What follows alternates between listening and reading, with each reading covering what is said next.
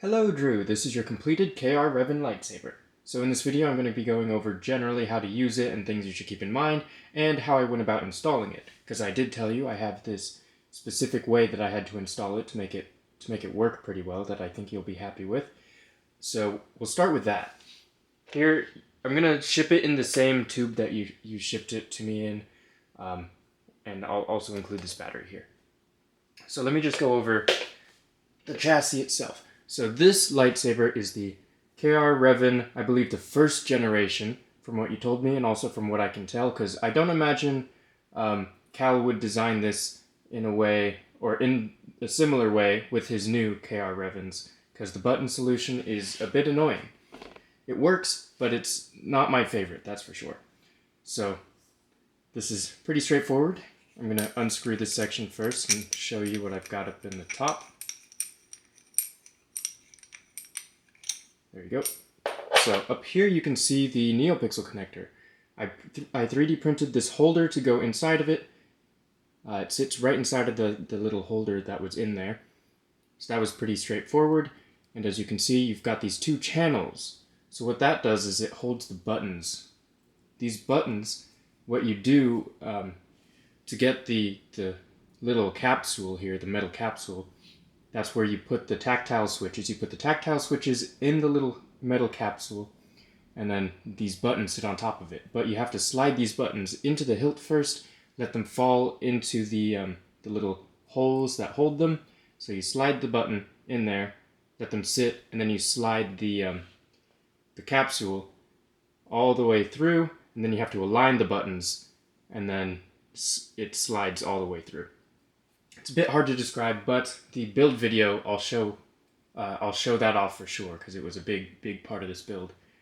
So there were two ways I could have designed this chassis. One was one big chassis that had the capsule on top of it, and then every time you take it out, the buttons would fall out, and every time you want to put it back in, you'd have to go through the process I just told you, where you put the buttons in, and then you slide the chassis in from the back, and then try to align the buttons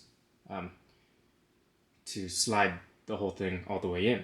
That is kind of annoying. Didn't want you to go through that, because personally I wouldn't want to go through that. That's just really aggravating and time consuming, and every time you want to work your lightsaber you have to go through that process. Sounds terrible. So what I did, and you'll see it in the build video as well, I designed it in two different parts.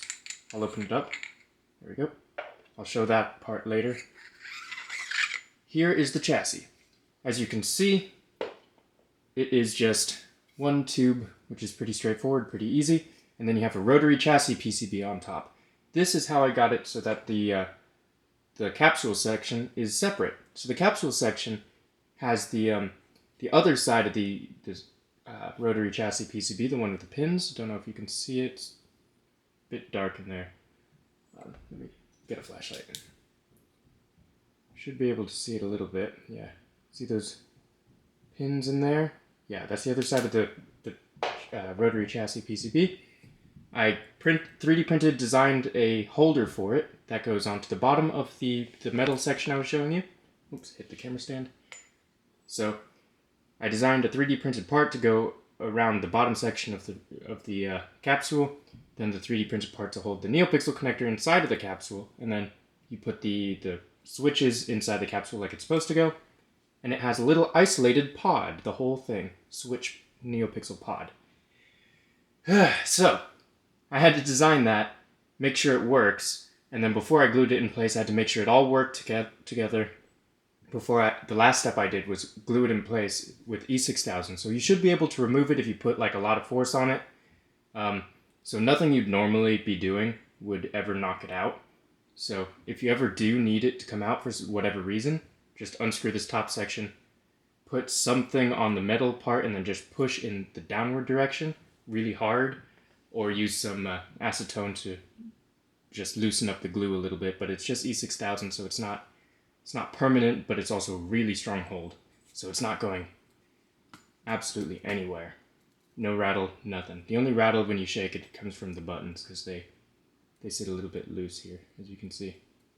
So now that allows you to take this chassis out without worrying about the buttons falling out. So it just slides in easy, makes contact with the pins, and slides out. Now, the other issue I would have come across would be keeping this in place and not having it like bounce. So what I came up with was this little thing. This is what I call like a speaker booster. It goes around the outside of the speaker, and then it allows it so that the metal part here doesn't touch this part, because then it makes it sound terrible and it's not great for the speaker. So you got to have that little open space. So I designed this tiny little ring that goes around the part that moves, the speaker part that moves. I don't know what it's called, the drum or something, but goes around it, and it also applies pressure on the chassis. So when you fully screw this in, and I measured it out perfectly, so once it's all the way screwed in, you can feel it and you can hear the pins making contact. Once it's all the way in, the pins are perfectly in contact. This thing doesn't rattle at all. There's no shake. Perfectly measured out, so there's no shake, no looseness at all. So I'll show you how it works. I'm also going to be including 2 other little ring things just in case they come out. One of them is the same size and then the other one is slightly bigger. I just had it extra, so I decided to give it to you if you ever need it for whatever reason. So if it ever falls off or something, I've glued it with Loctite. But yeah, try not to knock it off or anything. I don't know how strong it is, but it doesn't look like it's going to be in the way at all. So just, I have some extras for you if you need them. But you shouldn't need them. So let me just show you how this operates. Oh, something else I should say about the chassis. I'll just show this off for a little bit. This is the CrystalFX. I did something new with this chassis that I didn't do with my other chassis, and I'm probably going to do with them in the future.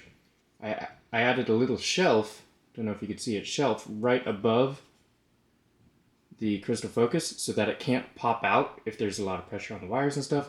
And you'll still be able to take it out. There's no glue, no tape. It just sits with the shelf over it. You can just slide it forward all the way and then pull it out. I wouldn't do it too many times or anything because it might put some strain on the wires, but just if you need to, you can take it out. But it holds it in place without any glue or wires, which is why I did it. So it's just pushed in and then slid back, and then it's held in place from popping out with these little shelf toppers. It's pretty cool. There you go.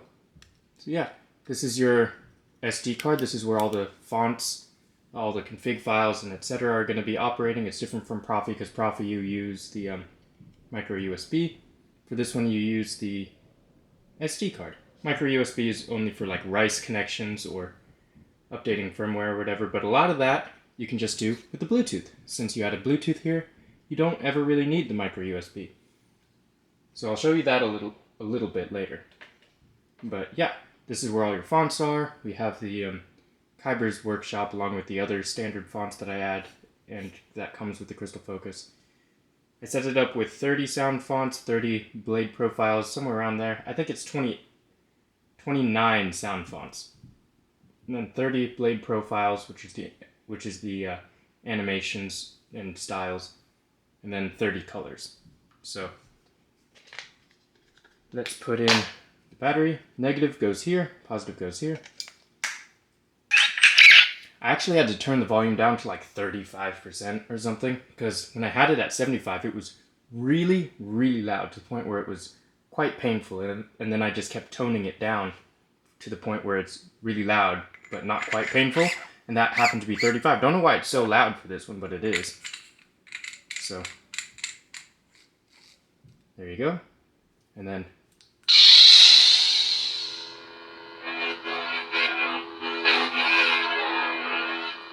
got the NeoPixels. Auxiliary is on the right, power's on the left. So it's different from Profi because with Profi you just tap it, but with CrystalFX it's like a quarter-second hold or something. You can adjust all that in the settings. I'll have all of the information you need to customize your lightsaber in the settings of the video that I'm going to be, in the description of this video, I should say. So all my standard resources on the manual, all the customization things, the CrystalFX website, pretty much everything you need to figure out how the heck to operate this and make it as good as you want it and customized as you want it, it'll be there. So yeah, pretty straightforward. We'll put in the blade. So it takes a 1-inch blade. You just put it in, and then the blade retention screws right there. So you just tighten it, make sure the blade is touching the pins when you do that. And then I have it as slow ignition for this first one. I'm trying a new camera, or I'm not trying, I have a new camera, so I'm not just filming with my phone these days, so the color looks a bit different than it normally does in my videos. It actually looks less bright on camera. Interesting. But anyways, localized blaster effects, localized lockup, and then you have tip drag if you point it at like 45 degrees and then like stab down, flash, and hold the auxiliary at the same time. And there you go, tip drag. I have some gesture controls on here. I have twist on and twist off. I don't think I have stab on. Oh, I do have stab on, so we can do stab on. I don't think I have like flick on, so you can adjust all of that in the settings.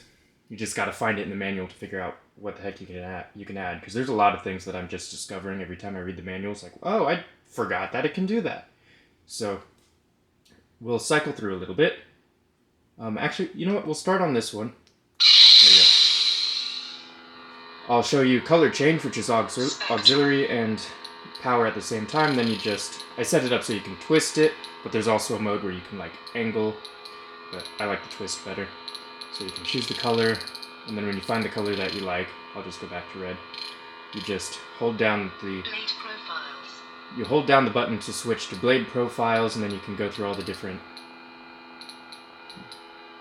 blade animations that I have set up here. Yeah, so there's a lot of those, so I'll just leave it here, and then you just tap the auxiliary or the power button to submit it, to choose it. There's two different ways you can go through the different fonts. You can either hold the power button and then clash, and that goes forward 1. That's a really quick, easy way to just go forward. Very happy with this lightsaber. It's such a sturdy build. I love it. And it's simple, easy to hold. It's great. Anyways, the other way you can cycle through is if you go to the sound font selection, sound bank selection, hold the auxiliary button, and then it'll go into the list. Auxiliary will go forward 1, power will go backwards 1. If you want to go forward 5, you can press both at the same time.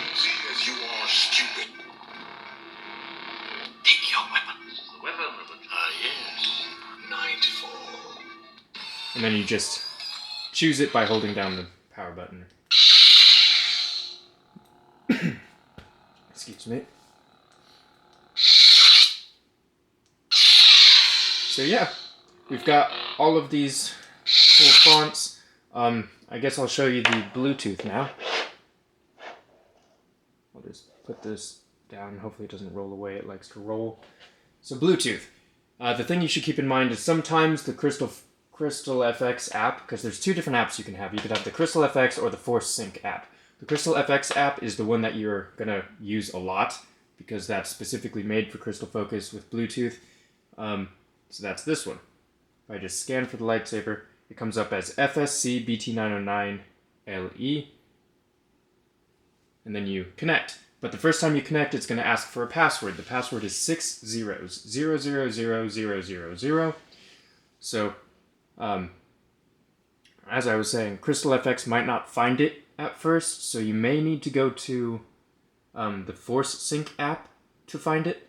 I don't know exactly why that is, but I would go to ForceSync to find the Bluetooth if it's not popping up on your Bluetooth list on CrystalFX. Then you just put in the code there, connect it, then close the app, move to CrystalFX, find BT909LE, connect. It's probably going to ask for a password there as well, and then you can connect.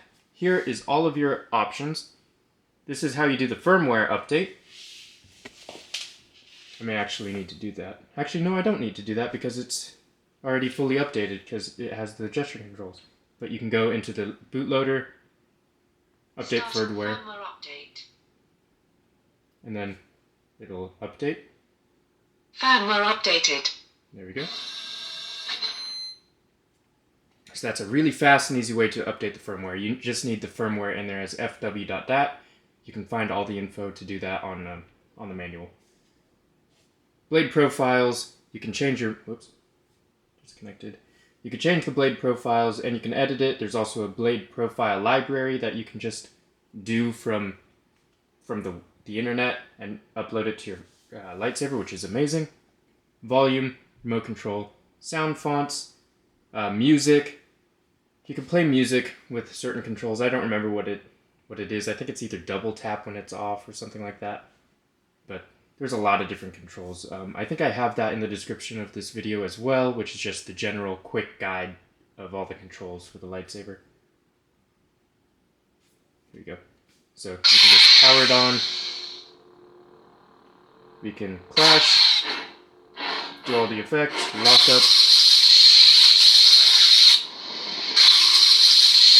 drag, tip, stab. There's no sound for stab. Oh, there it is. And then, yeah, that's pretty much it. You can cycle through the blades, the colors, and the fonts. CrystalFX. So I'll just show off some of these. CrystalFX. These are all the standard CrystalFX fonts on here. There we go, the blade's looking good now. I guess it's because the camera's focusing on the phone or something.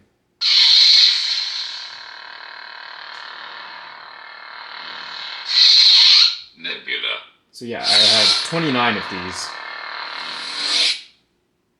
Grammy.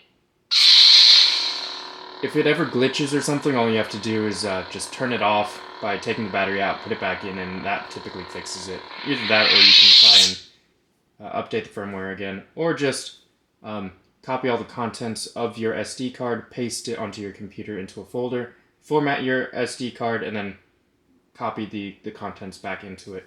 That's just resets it all.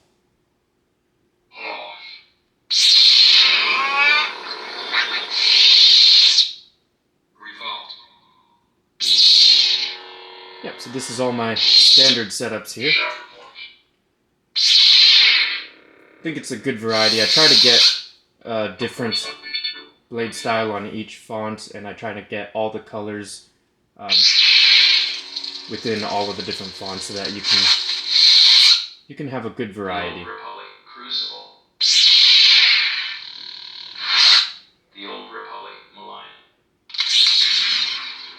Again, you're going to want to go into the manual in order to really dive into and customize this how you want, because there's a section here for deep sleep. You can set up the deep sleep parameters to save power and whatnot. There's just so much you can do that a lot of the times I don't even scratch the surface on what CrystalFX can offer, so I highly recommend getting into it. I focus mainly on, here's the rainbow. I focus mainly on getting everything installed to a point where you can use all the features. This is General Kenobi. Or a lot of the features at least, so I tend to disregard some of the software things purely based on necessity. You can't win. But there's so many cool things you can do.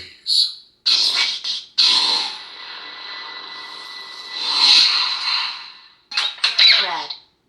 We're back to red. There we go. So yeah, that's pretty much all that I have to show for your lightsaber. So, sorry about that. That's my rabbit eating some cardboard. So yeah, that's pretty much all I have to show for your lightsaber. I hope you enjoy it. It's a very sturdy build. Simple, but very easy to use. That chassis thing was the only part that I haven't done in a previous lightsaber build, because this one kind of necessitated it. So, got that pod, removable chassis, that's super easy to slide in. You got the little booster that holds it all in place and allows the speaker to be as loud as it can be. And yeah, hope you like it. It'll be shipped off to you tomorrow. There you go, it likes to roll. And yeah, hope you enjoy it. and may the Force be with you.